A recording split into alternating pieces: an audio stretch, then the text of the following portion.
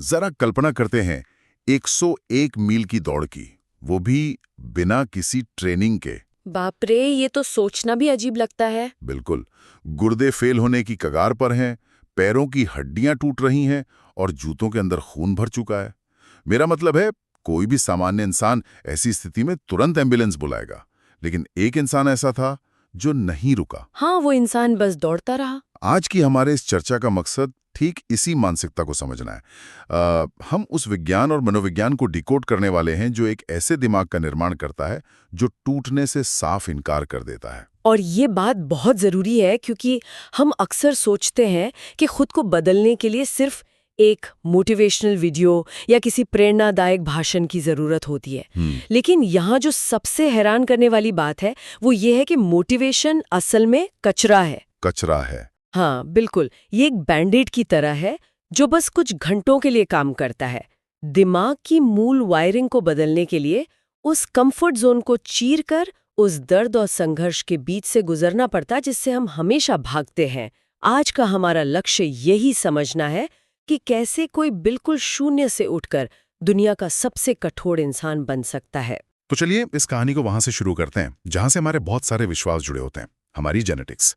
David Goggins की किताब can't hurt me पर आधारित आज की इस यात्रा में एक बहुत ही दिलचस्प वाकया है। एक बार MIT जैसी बड़ी यूनिवर्सिटी में एक प्रोफेसर ने भरे हुए ऑडिटोरियम में यह दावा किया था कि हर इंसान की एक जेनेटिक लिमिट होती है।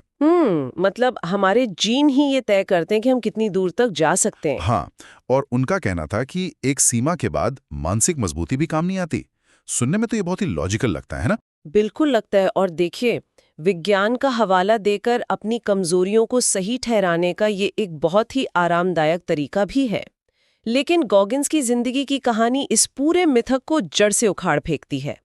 अगर जेनेटिक्स ही सब कुछ होते तो गॉगिन्स का बचपन उन्हें कभी उस मुकाम तक नहीं पहुंचने देता जहां वे आज हैं। सही कहा। अगर हम उनके बचपन को देखें तो न्यूयॉर्क के बफेलो में बाहर से उनका परिवार एक परफेक्ट और अमीर परिवार दिखता था, लेकिन बंद दरवाजों के पीछे की सच्चाई एक नरक जैसी थी। उनके पिता का व्यवहार बहुत हिंसक था। बहुत ज्यादा। उनके पिता ट्रोनिस गॉगिन्स का अत्याचार इतना भयानक था कि रात रात भर उन्हें अपने पिता के स्केटलैंड नाम के रोलर स्केटिंग रिंग में काम करना पड़ता था। 7-8 साल के बच्चे को सोने नहीं दिया जाता था और जरा सी गलती पर चमड़े की बेल्ट से भयानक मार पड़ती थी। अगर हम इसे बड़ी तस्वीर से जोड़कर देखें तो ये सिर्फ शारीरिक आघात का मामला नहीं था। ये न्यूरोलॉजी का एक बहुत गहरा विषय है। जब एक बच्चा लगातार ऐसे डर और हिंसा के माहौल में रहता है तो उसका दिमाग हमेशा फाइट या फ्लाइट यानी लड़ो या भागो वाले सर्वाइवल मोड में अटका रहता है। तो क्या इसका असर उनके विकास पर भी पड़ता है? बहुत गहरा असर पड़ता है। विज्ञान इसे टॉक्सिक स्ट्रेस कहता है।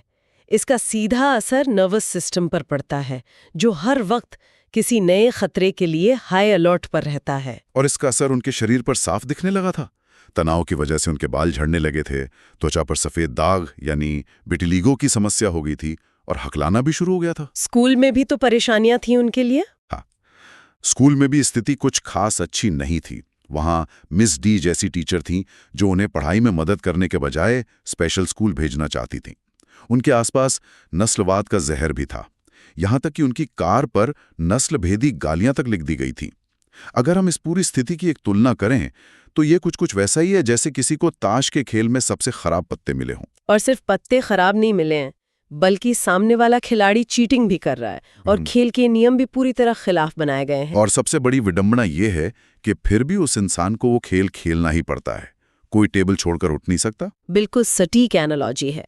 और ये एक बहुत अहम सवाल उठाता है कि जब किसी इंसान को इतने खराब पत्ते मिलते हैं तो वो क्या करता है। हमें से ज्यादातर लोग इन परिस्थितियों में खुद को एक पीड़ित मान लेते हैं। अपनी असफलताओं का पूरा दोष अपने अतीत को दे देते हैं, जो कि बहुत आसान भी है। हाँ, लेकिन इस पहले चैलेंज का सबसे बड़ा सबक यही है कि अपनी बुरी किस्मत को छुपाने के बजाय कागज पर अपनी सारी बुरी परिस्थितियों और बहानों को लिखकर सच्चाई को स्वीकार करना होगा। अपनी कहानी का स्वामित्व खुद लेना होगा। मतलब इस बात को मान लेना कि हाँ, मेरे साथ बुरा हुआ है, लेकिन अब आगे की जिम्मेदारी मेरी है। और यहीं से कहानी में एक बहुत बड़ा मोड़ आता है, क्योंकि बचपन के उस अंधकार से बाहर निकलने का रास्ता किसी जादुई प्रेरणा से नहीं मिला, बल्कि एक ऐसी क्रूर ईमानदारी से मिला जिसे पचाना बहुत मुश्किल होता है। जिसे हम ब्रूटल ऑनेस्टी कहते हैं। बिल्कुल। अपनी 20वीं सदी के शुरुआती सालों में गॉगिन्स का वजन 300 पाउंड यानी लगभग 136 किलो हो चुका था। वे इकोलैब नाम की कंपनी में चूहे और कॉकरोच मारने का काम करते थे। जिंदगी पूरी तरह से दिशाहीन थी। हाँ, लेकिन एक दिन ना उन्होंने टीवी पर नेवी सील की एक डॉक्यूमेंट्री देखी और उस एक पल ने उनके अंदर एक आग जला दी।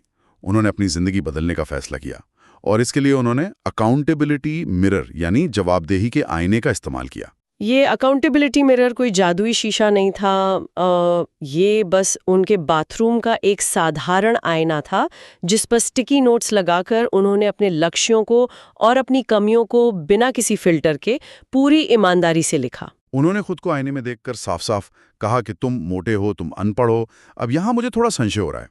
हम हमेशा सुनते आए हैं कि हमें खुद से प्यार करना चाहिए, सेल्फ लव की बात होती है। क्या सिर्फ आईने के सामने खड़े होकर खुद को बुरा भला कहने से दिमाग सच में बदल जाता है? ये बहुत ही बेहतरीन सवाल है। दरअसल ये खुद को नीचा दिखाने या नफरत करने के बारे में बिल्कुल नहीं है। ये उस भ्रम को तोड़ने के बारे में है। जब हम अपनी कमियों को जोर से बोलते हैं तो हम उस इंकार के बुलबुले को फोड़ देते हैं जिसमें हम सालों से सुरक्षित महसूस कर रहे होते हैं। तो स्टिकी नोट्स का इसमें क्या रोल था?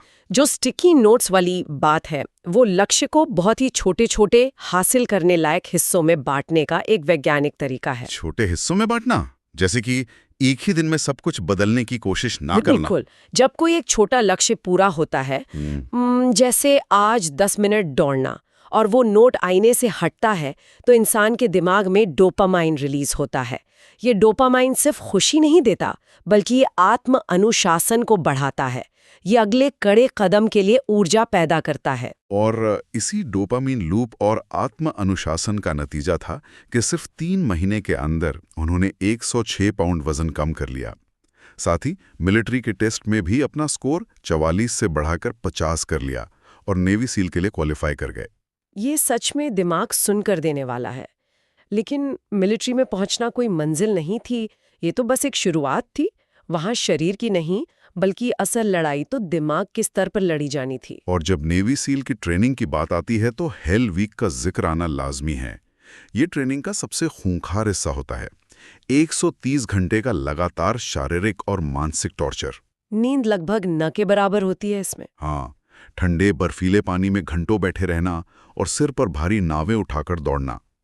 गॉगिन्स ने यह सब पार किया, वो भी टूटे हुए घुटनों के साथ। और यहीं पर एक बहुत ही अजीब मानसिकता सामने आती है, टेकिंग सोल्स, यानी सामने वाले की आत्मा पर कब्जा करना। सुनने में ये शब्द बहुत आक्रामक लग सकता है, लेकिन अगर हम इसके पीछे की मनोविज्ञान को समझें तो ये पावर डायनामिक्स को पलटने का एक शानदार तरीका है। ट्रेनिंग के दौरान साइको पीट नाम के एक इंस्ट्रक्टर थे जिनका काम ही कैडेट्स को तोड़ना था। तो जब कोई इंस्ट्रक्टर आपको इस हद तक तोड़ना चाहे तो इंसान रोएगा या हार मान लेगा ना? उन्होंने मुस्कुराना शुरू कर दिया। मुझे ये बात थोड़ी अजीब लगती है। कोई इतनी तकलीफ में कैसे मुस्कुरा सकता है? क्या ये अहंकार नहीं है? ये अहंकार नहीं है, ये एक मानसिक ढाल है। हार मानने के बजाय जब कोई अपना सर्वश्रेष्ठ प्रदर्शन करता है और उस दर्द का आनंद लेने का नाटक ही सही ऐसा दिखाता है कि उसे फर्क नहीं पड़ रहा, तो सामने वाले का मनोबल टूट जाता है। यही टेकिंग सोल्स है, अपना नियंत्रण वापस लेना। इसे समझने के लिए मैं एक उदाहरण देना चाहूंगा। मान लीजिए कोई पहली बार गिटार बजाना सीखता है। शुरुआत में उंगलियों के पोरों में बहुत दर्द होता है, तारें छील देती हैं। बिल्कुल, और ज्यादातर लोग उसी दर्द से डर कर गिटार छोड़ देते हैं। लेकिन अगर कोई बजाना ना छोड़े, दर्द सहता रहे, तो कुछ समय बाद उंगलियों की त्वचा सख्त हो जाती है। वहां कड़े गट्टे पड़ जाते हैं जिन्हें कैलिस कहते हैं। उसके बाद गिटार की कितनी भी सख्त तारें हों, वे उंगलियों को दर्द नहीं देती। बहुत ही शानदार एनालॉजी है, और गॉगिन्स ठीक यही बात दिमाग के लिए कहते हैं। लगातार जानबूझकर असहज स्थितियों का सामना करने से दिमाग भी कैलिस हो जाता है। यही दिमागी मजबूती इंसान को एक सेकंड विंड या दूसरी हवा देती है, जहां पूरी तरह से थक जाने के बाद भी अचानक भीतर से एक नई ऊर्जा आती है। लेकिन इस सेकंड विंड की भी तो कोई सीमा होगी, क्योंकि मिलिट्री में सफलता हासिल करने के बाद उनके जीवन में एक ऐसी त्रासदी आई जिसने उन्हें मानव क्षमता की बिल्कुल नई सीमाओं को खोजने पर मजबूर कर दिया। आप ऑपरेशन रेड विंग्स की बात कर रहे हैं? हाँ, जिसमें उनके कई नेवी सील दोस्तों की जान चली गई। और अपने उन शहीद दोस्तों के परिवारों के लिए फंड जुटाने के मिशन पर गॉगिन्स ने बिना किसी ट्रेनिंग के सैन डिएगो वनडे रेस में दौड़ने का फैसला किया। जिसका मतलब था 24 घंटे में 100 मील दौड़ना। गुर्दे फेल होने की कगार पर थे, खून आ रहा था, लेकिन वे नहीं रुके। 101 मील पूरे किए। और यहां उनका प्रसिद्ध 40% का नियम सामने आता है। ये नियम इंसान की क्षमता को लेकर हमारे नजरिए को पूरी तरह बदल देता है। ये नियम कहता है कि जब हमारा दिमाग हमसे चीख चीख कर कहता है कि हम पूरी तरह थक चुके हैं, तब असल में हमने अपनी कुल क्षमता का केवल 40% ही इस्तेमाल किया होता है। तो बाकी का 60% कहाँ जाता है? वो रिजर्व में रहता है। हमारा दिमाग एक गवर्नर की तरह काम करता है, ठीक वैसे ही जैसे किसी कार के इंजन में स्पीड लिमिटर लगा होता है। दिमाग का मुख्य काम हमें सुरक्षित रखना है। अच्छा, तो वो हमें पहले ही रोक देता है? बिल्कुल। जब भी उसे थोड़ी सी असहजता महसूस होती है, वो हमारी सुरक्षा के लिए हमें हमारी असली सीमा तक पहुंचने से बहुत पहले ही रुकने का सिग्नल दे देता है। या मुझे आपको रोकना पड़ेगा। बिना ट्रेनिंग के 101 मील दौड़ना, अपने गुर्दों को दांव पर लगाना, ये तो आम जिंदगी जीने वालों के लिए बहुत खतरनाक हो सकता है। अगर कोई भी इंसान कल सुबह उठकर ये नियम लागू करे, तो वो मोटिवेट होने के बजाय सीधा अस्पताल पहुंच जाएगा। क्या ये मानसिकता जानलेवा नहीं है? आपकी चिंता बिल्कुल जायज़ है और मैं इसे स्पष्ट करना चाहूंगी। देखिए, ये सिद्धांत अपने शरीर को नष्ट करने या बिना सोचे समझे जोखिम उठाने के बारे में नहीं है। ये उस मेंटल गवर्नर को धीरे धीरे बहुत ही सावधानी से धकेलने के बारे में है। तो इसे असल जिंदगी में कैसे लागू करें? सिद्धांत ये कहता है कि अपनी सीमा को रोजाना सिर्फ 5 से 10% बढ़ाना है। अगर कोई आज 10 पुशअप करता है और उसका दिमाग कहता है कि बस अब और नहीं, तो उसे सिर्फ 11 या 12 करने की कोशिश करनी चाहिए। और उस दर्द के वक्त गॉगिन्स एक और बहुत दिलचस्प मानसिक टूल का इस्तेमाल करते हैं, कुकी जार। हाँ, कुकी जार। ये कोई रसोई में रखा बिस्कुट का डिब्बा नहीं है, बल्कि उनके दिमाग का एक डिब्बा है, जिसमें उन्होंने अपनी जिंदगी की हर छोटी बड़ी जीत को संभाल कर रखा है। जब 101 मील दौड़ते हुए उनका शरीर पूरी तरह साथ छोड़ रहा था, तब उन्होंने उसी कुकी जार में हाथ डाला। उन पुरानी जीतों की याद ने उन्हें वर्तमान के भयंकर दर्द से लड़ने के लिए एक ईंधन का काम किया। जब भी आत्मविश्वास डगमगाए, अपनी पिछली सफलताओं को याद करना ऊर्जा देता है। ये सच में एक बहुत ही पावरफुल टूल है। लेकिन चलिए एक पल के लिए इस कहानी को थोड़ा दूसरे नजरिए से देखते हैं। जब कोई व्यक्ति इतनी ऊंचाई पर पहुंच जाता है, सब कुछ साबित कर चुका होता है, तो वो आत्मसंतुष्ट होने से कैसे बच सकता है? वो अंदर की आग कैसे जलाए रखता है? ये एक ऐसी चुनौती है जिसमें कई बहुत सफल लोग मात खा जाते हैं। वे अपनी ट्रॉफियां सजाकर बैठ जाते हैं। लेकिन गॉगिन्स के लिए सफलता कोई आखिरी मंजिल नहीं है, और इसका सबसे बड़ा उदाहरण है उनका 24 घंटे में पुशअप्स का गिनीज वर्ल्ड रिकॉर्ड बनाने का प्रयास। पहली बार में वे नेशनल लाइव टीवी पर बुरी तरह विफल हुए। इतनी बड़ी विफलता, वो भी पूरी दुनिया के सामने। ज्यादातर लोग तो शायद शर्मिंदगी से दोबारा कोशिश ही ना करें। लेकिन गॉगिन्स ने इसके बाद जो किया वो सीखने लायक है। उन्होंने मिलिट्री के एक तरीके का इस्तेमाल किया जिसे आफ्टर एक्शन रिपोर्ट कहते हैं। हाँ, ये आफ्टर एक्शन रिपोर्ट असल में काम कैसे करती है? ये अपनी विफलता का बिना किसी ईगो के विश्लेषण करने का एक क्रूर तरीका है। उन्होंने खुद की गलतियों को कागज पर लिखा। मैंने कैसा बार इस्तेमाल किया, मैंने ब्रेक कितने लंबे लिए। जब हम अपनी विफलता से भावनाओं और ईगो को हटा देते हैं, तो सिर्फ डेटा बचता है, और डेटा से हम सुधार कर सकते हैं। और इसी बिना ईगो वाले विश्लेषण का नतीजा था कि अपनी अगली कोशिश में उन्होंने 17 घंटे में ही 4030 पुलअप्स करके वो रिकॉर्ड तोड़ दिया।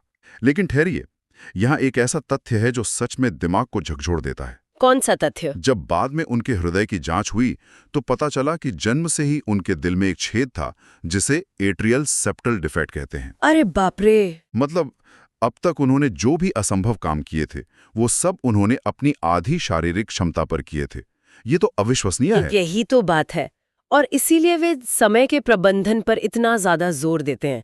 वे अपने दिन को 15-30 मिनट के छोटे छोटे ब्लॉक्स में बांटते हैं और मल्टीटास्किंग से बिल्कुल बचते हैं। उनका जीवन का फलसफा बहुत स्पष्ट है, असाधारण लोगों के बीच असाधारण बनना। बिल्कुल। उनके अनुसार फिनिश लाइन कभी नहीं आती, हर सफलता के बाद अगला लक्ष्य खोजना पड़ता है। फिनिश लाइन कभी नहीं आती। ये एक बहुत ही गहरा विचार है।